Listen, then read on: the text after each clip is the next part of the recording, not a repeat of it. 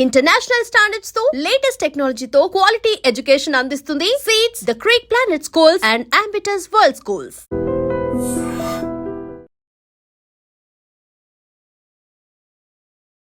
కానీ ఒక ఆడపిల్లని చూడకుండా రాధాని హత్య చేయడం అని ఎంతవరకు కరెక్ట్ అంటారు? అది అప్పుడున్నట్టు పరిస్థితిలో కూడా కరెక్ట్ కాదని నేను కూడా అనుకున్నా. దాని మీద సమీక్ష జరిగిందా? దాని మీద కూడా జరిగింది. అంటే తప్పు ఒప్పుకుంటారా? చేయవలసింది కాదు ఉమ్. అనేది ఆమె దాదాపు 8 సంవత్సరాలు పార్టీకి సేవ చేసింది కదా. చేసింది. ఏ కులం కోసం అయితే పోరాటం చేస్తుంది ఆ అమ్మాయి రాధాని? ఆమె చనిపోయినాక నాకు ఆ దళిత బిడ్డ అని తెలిసింది. అవునా? అంతవరకు తెలీదా? మేము ఎవరి క్యాస్ట్ని అడగాం, ఎవరం అడగం కూడా. తెలిసిన తర్వాత ఏం చేశారు? ఉం? తెలిసిన తర్వాత ఏం చేశారు? ఏం చేయలేదు, నేను మాట్లాడినాం. ఈ చర్య కరెక్ట్, కొంత తొందరపడి చేసినట్లు చర్య అనేది అప్పుడు కానీ అదే అనుకోలేదు. కోవట్టుగా ఒక అగ్రవర్ణానికి చెందిన వ్యక్తి వచ్చాడు. ఆయన కోవట్టుగా భావించి ఆయన్ని సస్పెండ్ చేశారు పార్టీ నుంచి. కానీ ఈ అమ్మాయిని మాత్రం హత్య చేశారు. అంటే దానికి ముందు జరిగింది కొంత నేపథ్యం, మరి నాకంటే ముందు సరెండర్ అయిన వాళ్ళు చెప్పే ఉండవచ్చు మీకు. చెప్పలేదు. కాబట్టి దాంట్లో ఏంటిదంటే ఫస్ట్ వాళ్ళ మీద చర్య తీసుకోవద్దు అనేది, ప్రేళ్లలో పెట్టి పర్యా కొట్టు పెట్టి ఇళ్ళకి పంపించేసేయాలి అనేది జరిగింది. దాంట్లో భాగంగా మేము అర్జున్ రెడ్డిని కావచ్చు, రాజ్ కుమార్ రెడ్డిని కావచ్చు, మేము ప్రజా కోర్టు పెట్టి ప్రజలలో తమ తప్పులు ఒప్పించి వాళ్ళు కూడా మేము మారినాం, మాది మిస్టేకే, వాళ్ళు క్షమించండి అని వాళ్ళు కూడా ఒప్పుకున్నారు. ప్రజలు కూడా ఇట్లా చేయడం సరైనది కాదు మీరు.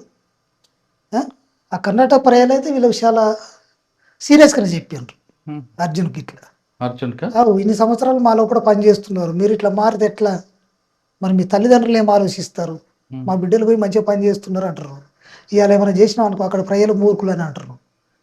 అలాంటి పరిస్థితికి మీరు నెట్టేయబడ్డారు కదా అని చెప్పి మాట్లాడి పంపించేసారు. కానీ మరి రాధ విషయం ఎందుకు చేయలేదు? రాధ విషయంలో కూడా అదే జరిగింది. ఫస్ట్ ఇక సెకండ్ ఏం జరిగింది అనేది వాళ్ళ కమిటీ ఆలోచించుకోవాల్సింది. కానీ దాని మీద ఆత్మ పరిశీలన చేసుకున్నారా? తప్పు అని భావించుకున్నారా? చేసుకుంటారు. కానీ జరగాల్సిన నష్టం జరిగిపోయింది కదా. జరిగిపోయింది. ఇలా తప్పులు జరుగుతుంటాయి పార్టీలో కూడా. కొంత ఏటూరు నాగారం దగ్గర నుంచి మనం చూస్తాం. కొన్ని తొందరపాటు నిర్ణయాలు ఉన్నప్పుడు జరుగుతాయి. ఆలోచించాలి. సార్, రాధ విషయంలో ఆ నిర్ణయం తీసుకున్న వ్యక్తిని ఏమైనా సస్పెండ్ చేశారా పార్టీ, లేదా పంపించారా ఆయన కూడా? ఇక అక్కడ కమిటీ నిర్ణయించుకోవాలి, అది ఏఓబి కమిటీ అది. ఓకే సార్, ఇంకో దాదాపు 20 సంవత్సరాలు ఉన్నారు. కొంతకాలం తర్వాత మీరు బయటకు వచ్చినప్పుడు వాళ్ళని పార్టీ ద్రోహి అని పెట్టడం, ముద్ర వేయడం సమంజసమా? మీ త్యాగం అంతా తీసుకున్న తర్వాత అంటే ఇప్పుడు వచ్చిన నేపథ్యాన్ని బట్టి ఉంటుంది, వాళ్ళు వ్యవహరించే కార్యక్రమం మీద పరిశీలన కూడా ఉంటుంది పార్టీకి. సాధారణంగా మీరు బయటకు రావాలనుకోండి, కారణం ఏం చెప్తారు? ఆరోగ్యం చెప్తారా, లేదా ఇంకో కారణం చెప్తారా? పార్టీలు విభేదాలు చెప్తారా? మేము పార్టీలో అట్లాంటి కారణం విభేదాలు చెప్పి వచ్చే వాళ్ళకి ఇప్పటి వరకు నేను చూడలేదు. ఎవరు పార్టీని విభేదించి వచ్చిన వాళ్ళని అయితే నేను చూడలేదు. ఉన్నారు. చాలా తక్కువ ఉంటారు. తక్కువ అంటే మరీ తక్కువ ఉంటారు. ఓకే, పార్టీని సరే నేను వెళ్ళిపోవాలనుకుంటున్నా, నా హెల్త్ బాగాలేదంటే పార్టీ ఓకే పంపిస్తుందా బయటికి? పంపిస్తారు. ఎప్పుడు పోతున్న వ్యక్తిని పార్టీలో ఉంచుకోదు. ఈ ప్రొసీజర్ ఎలా జరుగుతుందండి? అంటే ఇప్పుడు స్టేట్ కమిటీ మీకు ఇంటికి వచ్చేది ఏదో కారణం చేత, మీరు ఎవరికి రాస్తారు? సెంట్రల్ కమిటీ పంపిస్తారా నిర్ణయాన్ని? పంపిస్తాం. మా బాధ్యులు ఉంటే ఆ బాధ్యులకు పంపిస్తాం మేము. ఇవ నేను ఇట్లా ఆలోచిస్తున్నా, ఇంటికి పోవాలనుకుంటున్నా నేను, ఇది నా కారణం, నా ఆరోగ్యం. ఎన్ని రోజులు పడుతుంది సమాచారం రావడానికి మీకు? ఎన్ని రోజులు కూడా పట్టదు అది. పోవడం ఎక్కువ రోజులు పడుతుంది కాదు, కానీ రావడం తక్కువ రోజులు పడుతుంది. చెప్పిన తర్వాత తను ఇప్పుడు బాధ్యతగా ఏం చేస్తుంది పార్టీ, తను కన్విన్స్ చేస్తుంది, ఉండాలి, మనం కొట్లాడాలి, మనం ఇట్లా వచ్చినాం కదా, ఇప్పుడే పోతే ఎట్లా చెప్తుంది. నేను పోతా అన్నారు అనుకో, అప్పటికి కూడా పోయి నీ బతుకు నువ్వు సాధారణంగా ఎవరికి నష్టం కాకుండా బతుకు చెప్తుంది. పంపిస్తారు. పంపించేటప్పుడు మనం ఆయుధం పార్టీ తీసుకుంటుందా? తీసుకుని బయటకు పంపిస్తారు. పంపిన తర్వాత పార్టీ అక్కడే ఉంటుందా, మారిపోతుంది స్థలం? ఇక తనకున్న అవకాశాన్ని బట్టి అనేక ప్లేస్లో మార్చుకుంటుంది. ఎప్పుడు ఒక వ్యక్తి పోయినప్పుడు మా పార్టీ డాక్యుమెంట్లనే అది ఉంటుంది, మా ప్రణాళికలనే అది ఉంటుంది. ఎలా? ఇప్పుడు గెర్ల సూత్రాలు మీకు కూడా ఉరికే, ఎప్పుడు కదలికల్లో ఒకటి ఉండాలి, నమ్మొద్దు, ప్రతి వ్యక్తిని కూడా విశ్లేషించుకోమని చెప్తుంది.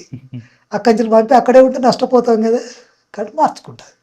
అన్న తెలియక అడుగుతా, కరెంట్ లేకపోతే ఉండలేము, నీరు లేకపోతే తాగలేము, నీళ్ళు లేకపోతే ఉండలేము, సరిగ్గా నిద్ర లేకపోతే బతకలేము, కంటి అంత తిండి లేకపోతే పర్వాలేదు ఉండొచ్చు, కానీ కంటి నిండా నిద్ర లేకపోతే మాత్రం సాధారణంగా ఏ మనిషి కూడా ఎక్కువ ఉండలేడు. అంటే 8 గంటలకన్నా 4 గంటలని కనీసం.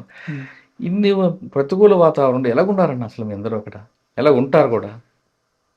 అంటే అవన్నీ ఇక్కడ దూరం నుండి చూస్తే ప్రతికూల అంశంగానే అవపడతాయి. కానీ అక్కడ ఆ జీవితంలో ఉండి చూస్తే అవన్నీ మనకు అనుకూల అంశాలుగానే ఉంటాయి. ఓకే. ఒక ఎండ ఉంటది. విపరీతమైన ఎండ ఉంటది. ఆ, చలి ఉన్నా విపరీతంగా ఉంటది. వర్షం ఉన్నా విపరీతంగా ఉంటది. ఎక్కడి నుంచి పోలీసు వస్తారా? ఎక్కడి నుండి ఏ క్రూరమృగం వస్తారో తెలీదు. ఆ పరిస్థితి ఆ కాలాలన్నిటిని నిర్ణయిస్తుంది. ఆ కాలాలన్నిటి కూడా అనుగుణంగా మనల్ని మార్చేస్తుంది. అంటే మనకున్న లక్ష్యం అలా మారుస్తదా? మన లక్ష్యం అట్లాంటిది. హ్మ్. అట్లా మనల్ని మార్చేస్తుంది అది. కానీ భోజనం కూడా గ్రామస్తులు పంపిస్తే తినే పరిస్థితి కదా! అవును. హ్మ్. మరి రోజుకి అసలు మీరు ఎన్ని సార్లు తింటారు? మేము పొద్దున సాయంత్రం అంతే. మధ్యాహ్నం? 2 పూటలు. ఒకవేళ మేము వండుకుంటే 3 పూటలు తింటాం. హ్మ్. ఎక్కువ ప్రజలలో ఉంటాం కాబట్టి పొద్దున సాయంత్రం తింటాం. హుహు. ఉమ్. రోజుకి ఎంతమందికి వస్తది ప్రజల నుంచి భోజనం? ప్రజల ప్రజలు చాలా మంది చచ్చిపోతూ ఉంటారు. హ్మ్. ఆ, కానీ మీకు ఇస్తే పోలీసుల దృష్టి పడితే వాళ్ళు కేసులు ఎదుర్కొంటారు కదా! ఆ ఇరుక్కుంటారు. ఆ ఇబ్బంది కూడా ఉంటుంది. హ్మ్. ఉండకపోతే ఉండదు కదా. ఒక మంచి చేసేటప్పుడు చెడు కూడా జరిగినప్పుడు దాన్ని భరించాలనేది పార్టీ చెప్తుంది. ఖచ్చితంగా దాన్ని ఎదుర్కోవాలి, నిలబడాలి అనేది పార్టీ ఎడ్యుకేషన్ అనేది చెప్తుంది. సరే. ఆపరేషన్ కగార్. ఆపరేషన్ కగార్ వచ్చిన తర్వాత బయటకొద్దాం అనుకున్నారా? లేదా ముందే మీరు నిర్ణయం తీసుకున్నారా బయటకొచ్చి సరెండర్ అవ్వాలని? కగారు వచ్చిన తర్వాతనే ఎందుకు? నేను నిర్ణయం తీసుకున్నా. ఎందుకు? అంటే కొంత నా ఆరోగ్యం సహకరించకపోవడం, హ్మ్. కొద్దిగా ఆరోగ్య సమస్య ఉండడం, హ్మ్. ఇక దాంతో నేను ఇంటికి వెళ్ళిపోయి బతుకుదామని చెప్పి అనుకున్నా నేను. ఓకే. సరే. ఇక్కడ హిడ్మా. ఒక పక్కన పార్టీకి దేవ్‌జీ. మరొక పక్కన నంబాల కేశవరావు గారు. నంబాల కేశవరావు గారు చనిపోవడం, హిడ్మా చనిపోవడం అనేది బయటకొచ్చి హిడ్మా లోపల ఉన్నప్పుడు కేశవరావు గారు. కేశవరావు గారు చనిపోయినప్పుడు మీరు అనుకున్నారా ఇంక పార్టీ అయిపోయిందని అనుకున్నారా? ఇది పార్టీ మీద పెద్ద ప్రభావం వేసింది. ప్రభావం చూపించిందా? ఖచ్చితంగా చూపెడుతుంది. ఎందుకనంటే ఆయన మామూలు సభ్యుడేం కాదు కదా. ఒక కార్యదర్శి, పార్టీకే ఒక నాయకుడు ఆయన. హ్మ్. కాబట్టి ఆ ప్రభావం ఖచ్చితంగా క్యాడర్ మీద పడుతుంది, నాయకత్వం మీద కూడా పడుతుంది. కానీ వచ్చేసప్పుడు మీరు బయటకొచ్చే సమయంలో దేవ్‌జీ, మీరు, హిడ్మా వీళ్ళందరూ కలిసారని వార్త ఉంది. వాస్తవమా? ఇక్కడైతే కలుసుకోలే. కరేగుట్టకైనా కలుసుకున్నాం మేము. ఎప్పుడు? మేమా ఇక పోయిన జనవరిలో పోయింది. జనవరిలో కలుసుకున్నాం. సంవత్సరం అయిందయితే. ఆ తర్వాత జూన్లో ఎడుమాలు కలిసే ఉన్నది మాతోటి. హిడ్మా మీరా? ఎక్కడ కలిసారు? కరేగుట్ట మీద కలుసుకున్నాం. హుహు. ఎలా ఉంటారండి హిడ్మా? అంటే యుద్ధంలో నైపుణ్యం ఎలాగుంటది? వ్యూహంలో నైపుణ్యమా? అంటే ఆయన పార్టీ నుంచి నేర్చుకున్నది. హ్మ్. ఆయన మొత్తం పార్టీ టాక్టిక్స్ నేర్చుకోగలిగిండు. తను అందులోకి వెళ్ళి హ్మ్. పుట్టుకొచ్చిన మంచి వీరుడు ఆయన, హ్మ్. మంచి సైనికుడు. హుహు. హిడ్మా అనే వ్యక్తి మూవింగ్ ఆంబుష్‌లో బాగా ఎక్స్‌పర్ట్ అంటారు నిజమేనా? ఇక అది ఆ నైపుణ్యం చేస్తున్న క్రమంలో పట్నే వచ్చేస్తుంది. తనకు కూడా వచ్చేసింది అది. హుహు. తను అట్లా నిలబెట్టేసింది అక్కడ ప్రజలు. కర్రగుట్టలో, బస్తర్‌లో బాగా పట్టున్న హిడ్మా ఆంధ్రప్రదేశ్‌కి వస్తారని మీరు అనుకున్నారా? ఊహించారా అసలు? ఉమ్, అది ఊహించలేని పరిణామం. ఊహించని పరిణామం. అవు. అంటే అది ఎక్స్‌చేంజ్ ఆఫ్ ఫైర్ అంటారా? ఎన్‌కౌంటర్ అంటారా? ఇది ఎన్కౌంటర్ అని నేను అనుకుంటున్నా. హ్మ్. అట్లా జరిగితే అది వేరే రకంగా ఉండేది, కానీ హ్మ్. అట్లా కాకుండా ఇది ఏదో ఓకే. హిడ్మా చనిపోయిన తర్వాత పార్టీకి నష్టం జరిగిందా? లేదు పార్టీ హిడ్మా లేకపోయినా మరోసారి పార్టీ కోలుకుంటదా? ఆ మేరకు నష్టం జరుగుద్ది. హ్మ్. ఇప్పుడు ఆయన లేని అట్లాంటి పరిస్థితి. ఎందుకంటే అక్కడ ప్రజలలో చాలా పేరున్నట్లాంటి వ్యక్తి. హ్మ్. కాబట్టి దాని నుంచి వెళ్ళి పార్టీలో కూడా పేరున్నట్లాంటి వ్యక్తి, హ్మ్. సైన్యం లోపట. హ్మ్. కాబట్టి ఆ మేరకు దాని ప్రభావం అనేది ఉంటుంది. ఇంకా ఏ మేరకైతే ఇలా నష్టం జరగదు? హిడ్మా లేకపోతే నష్టం ఇంకో ఆ మేరకు నష్టం జరిగిందంటే బస్తార్ ప్రాంతంలో నష్టం జరిగిందంటారు. అవును. ఏ ప్రాంతంలో పట్టుంది మరి? అంటే ఆయనకు ఉన్నట్లాడితే ఇలా కిష్టారం, కుంట, ఆ, దాదాపుగా డీకే మీద మొత్తం ప్రభావం పడుతుంది. హిడ్మా. తర్వాత ఇప్పుడు దేవ్‌జీ. దేవ్‌జీ ఎక్కడున్నారు? ఇక దేవేజ్ ఎక్కడున్నాడు అనేది మనం చెప్పలేము. హ్మ్. ఎందుకంటే ఆయన మనం కలిస్తే ఇక్కడ ఉన్నాడని చెప్పగలుగుతాం, కానీ ఇప్పుడు చూడలేదా మీరు? ఆ, కలవలేదా? కలిసినాం కానీ ఇప్పుడు కలవలే. హుహు. ఎక్కడున్నాడు అనేది కూడా మనకు తెలియదు అది. హ్మ్. ఆ, ఆయన మరి బడే చొక్కారా గారు అలియాస్ దామోదర్ ఆయనకున్నారు. అంటే ఇప్పుడు ఆయన ఉండే ప్రాంతంలో పుట్టిన ఉంటాడు. అందుకోసమే ఆయనకు మీరొచ్చేటప్పుడు మా బాధ్యతగా మా బాధ్యునిగా ఆయనకు చెప్పి వచ్చినాం మేము ఉన్నట్లాంటి మీ బాధ్యుడు ప్రాంతంలో. ఆయన? అవు. అంటే మీకున్న ఇప్పుడు ఆయుధం? తెలంగాణ బాధ్యుడు ఆయనే, హుహు. తెలంగాణ కార్యదర్శి అయిన. అచ్చా! అంటే మీరొచ్చేటప్పుడు మీ ఆయుధాలన్నీ ఆయనకి ఇచ్చొచ్చారా? మీకున్న సైన్యం? మేము మాతో ఉన్నట్లాంటి కామ్రేడ్స్ ఆయనకు ఎంతమంది మీ అప్పచెప్పి కామ్రేడ్స్? ఉంటారు, ఒక 20 మంది దాకా ఉంటారు. ఉమ్. స్టేట్ కమిటీ కాబట్టి. ఆ, సెంటర్ కమిటీకి అయితే మా మా కామ్రేడ్స్ మీరు, అచ్చా. మా డివిజన్ మ్మ్. వీళ్ళందరికీ వాళ్ళకి బీకేఎస్ఆర్ డివిజన్లో ఉన్నట్లు కామ్రేడ్స్ నా ఎమ్మట్టున్నట్లు ఒక 15 మందిని ఆయనకే ఆయుధం కూడా. ఆయుధం కూడా ఉపజెప్పి. ఎందుకు ఆయుధం తీసుకురావచ్చు కదా. ఈ ఆయుధం తీసుకురావచ్చు అనేది కాకుండా మేము కొట్లాడతామన్నప్పుడు ఆయుధం తీసుకుపోయి మనమే చేస్తాం, అక్కడ ఇచ్చేస్తే బెటర్ కదా. అంటే అది ప్రభుత్వం ఆయుధే కదా, ప్రభుత్వం హ్యాండ్ ఓవర్ చేయొచ్చు కదా. ఇక అప్పటి వరకు పార్టీదే కదా, నేను పార్టీలో ఉన్నా కాబట్టి అది పార్టీది కాబట్టి. దాదాపు 20 సంవత్సరాలు పార్టీలో ఉన్నారు, అడవిలో మీకు అడవి కాపాడింది. ఉమ్. వీళ్ళందరూ మీ సహచరులు అందరూ ఉన్నారు కామ్రేడ్స్.